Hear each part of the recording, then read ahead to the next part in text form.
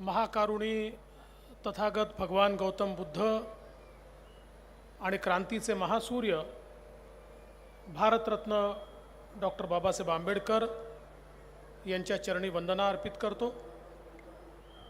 आजच्या या धम्मचक्र प्रवर्तन दिन सोहळ्याच्या निमित्ताने मंचावर उपस्थित आजच्या कार्यक्रमाचे अध्यक्ष आदरणीय भंत आर्य नागार्जुन सुरेई ससाई, भारत सरकारचे मंत्री आदरणीय नितीनजी गडकरी, थायलंडवरनं विशेष या ठिकाणी आलेल्या डॉक्टर आफिहिता चायचान, आमच्या मातोश्री डॉक्टर कमलताई गवई, आमचे बंधू डॉक्टर राजेंद्र गवई, खासदार Kripalji Tumane, doctor Pradeepji Aglawe, doctor Chandrashekhar Meshram, Shri Vilasji Gajghate, Shri M R. Sute, advocate Anandji Phulzele, doctor Milindji Mane, advocate Yevleji, Shri Amitesh Kumar, Shri Vipin Itankar, Shri Abhijit Chaudhari, Shri Manoj Kumar Suryavanshi, doctor Siddharth Gaikwad, doctor Mehre, मंचावरील सर्व महानुभाव और यहाँ पर भारत के कोने कोने से आए हुए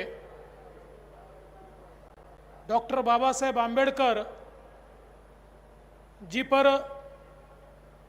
श्रद्धा रखने वाले भगवान गौतम बुद्ध, इन्होंने जो मार्ग दिया उस मार्ग पर चलने वाले मेरे सभी बहनों और भाइयों, मैं सबसे पहले महाराष्ट्र सरकार की ओर से दीक्षा भूमि पर इस पवित्र स्थली पर आए हुए सभी बहनों और भाइयों का बहुत बहुत स्वागत करता हूं, अभिनंदन करता हूं। हम सभी लोग ये जानते हैं कि भारत रत्न डॉक्टर बाबा साहेब आंबेडकर जी ने धम्म दीक्षा देने के लिए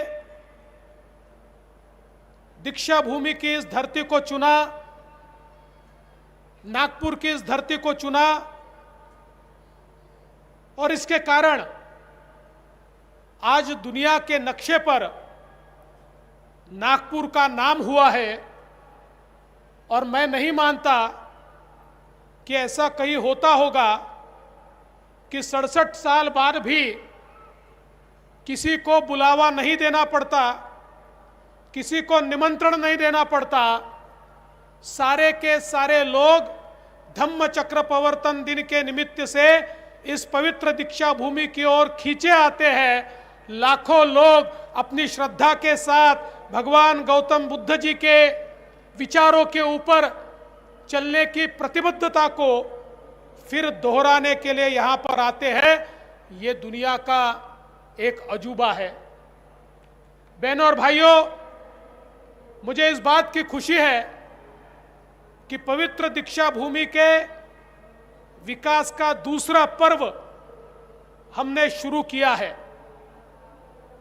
मुझे याद है 2019 में मुख्यमंत्री के तौर पर मैंने घोषणा की थी और उस समय 40 करोड़ रुपए हमने इस विकास के लिए अग्रिम दिए थे। 300 करोड़ का इसका पूरा खाका बना है। बीच में किन्हीं कारणों से ये कार्य नहीं हो पाया। कोविड था, कुछ और कारण थे, कुछ कारण हमारे डॉक्टर राजेंद्र गवई जी को भी पता है, मैं उसमें नहीं जाना चाहता, रुका रोका गया जो भी हुआ।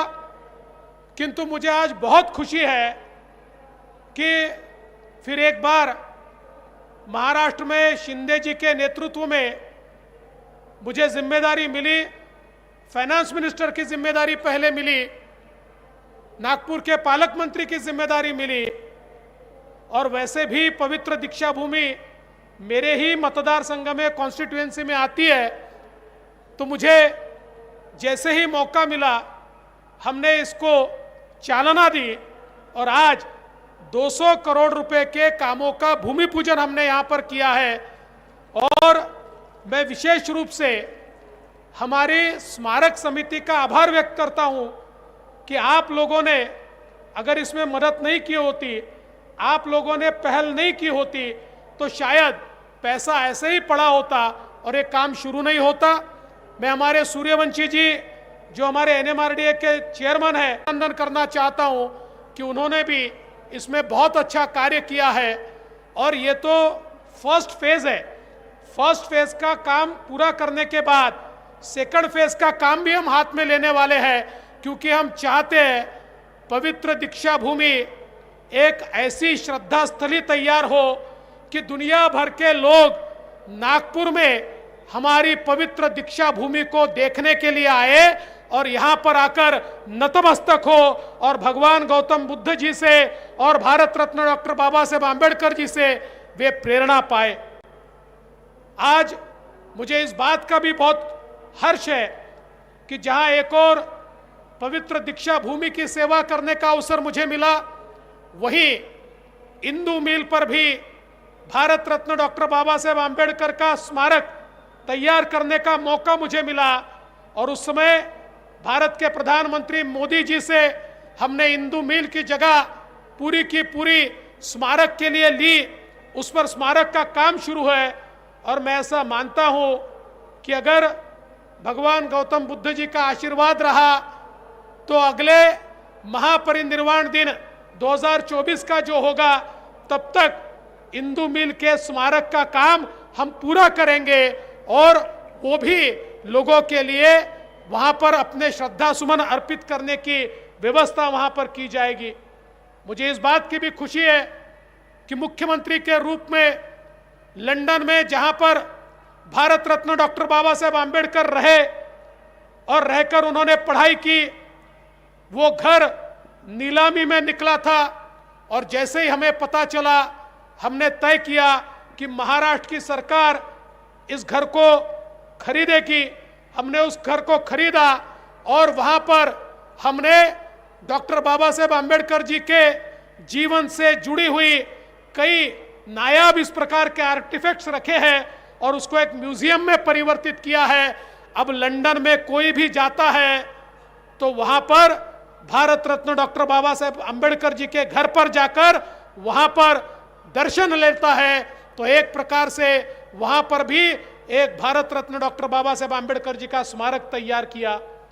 जापान में भी कोयासान में भारत रत्न डॉक्टर बाबा साहेब आंबेडकर जी की मूर्ति की प्रतिष्ठापना हमने जापान के कोयासान विद्यापीठ में की और मुझे बताते हुए बहुत खुशी होती है। मैं अभी अभी जापान गया था। कोयासान विद्यापीठ ने मुझे डॉक्टरेट तो दी, लेकिन जब मैं वहाँ के कोयासान यूनिवर्सिटी के वाइस चांसलर जी से बात कर रहा था तो उन्होंने हमारे भदंत आर्य नागार्जुन सुरई ससाई जी की याद निकाली और उन्होंने कहा कि मेरे बहुत करीबी ऐसे भदंत नागार्जुन सुरई ससाई पिछले कई दशकों से भारत में बौद्ध धम्म का प्रचार और प्रसार कर रहे हैं। तब मैंने उनको कहा कि हमारे बीच वो यहाँ पर अध्यक्ष के रूप में उपस्थित है, तो मुझे ऐसा लगता है कि उनकी कीर्ति ये पूरे भारत में ही नहीं तो पूरे विश्व में फैली है।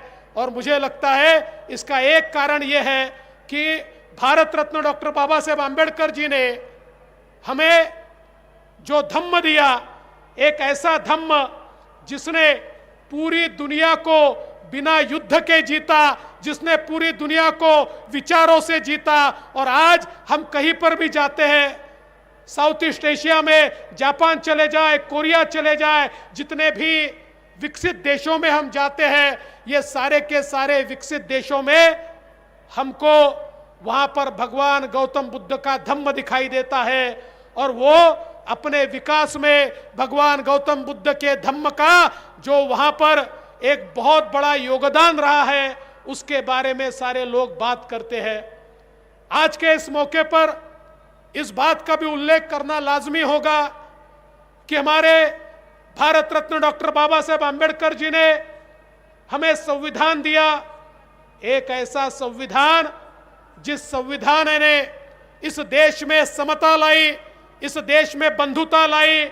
भारत का संविधान भारत रत्न डॉक्टर बाबा साहेब आंबेडकर ने जिस समय दिया, उस समय भगवान गौतम बुद्ध के धम्म में जिस प्रकार के तत्वों का उल्लेख किया गया है, उन्हीं तत्वों के आधार पर भारत का संविधान तैयार हुआ। इसीलिए मैं ये मानता हूं, दुनिया का सबसे अच्छा संविधान अगर कोई होगा तो मेरे भारत का संविधान, मेरे बाबा साहेब आंबेडकर जी ने तैयार किया हुआ संविधान है, जो भारत के अंतिम व्यक्ति को भी न्याय देता है। आज भारत प्रगति कर रहा है। भारत दुनिया की 5वीं सबसे बड़ी अर्थव्यवस्था बना है। इसकी नींव अगर किसी ने रखी तो भारत रत्न डॉक्टर बाबा साहेब आंबेडकर जी ने रखी।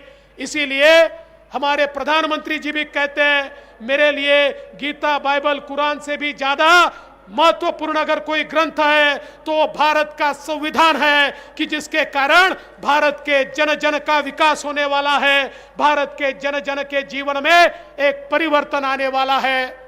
मैं बहुत ज्यादा समय नहीं लेना चाहता, हमें नितिन जी को भी सुनना है।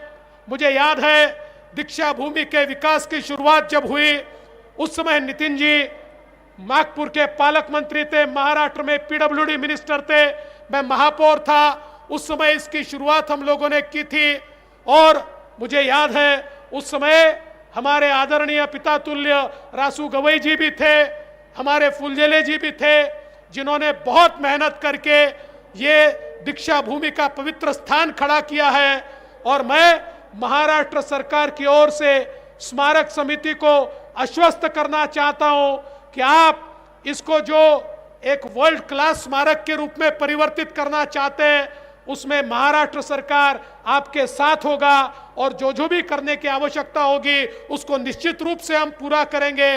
इस भारत में भारत रत्न डॉक्टर बाबा साहेब आंबेडकर ने दिए हुए संविधान के ऊपर चलते हुए भारत का और हमारे महाराष्ट्र का विकास हम करके रहेंगे। यही आज के मौके पर मैं कहता हूं।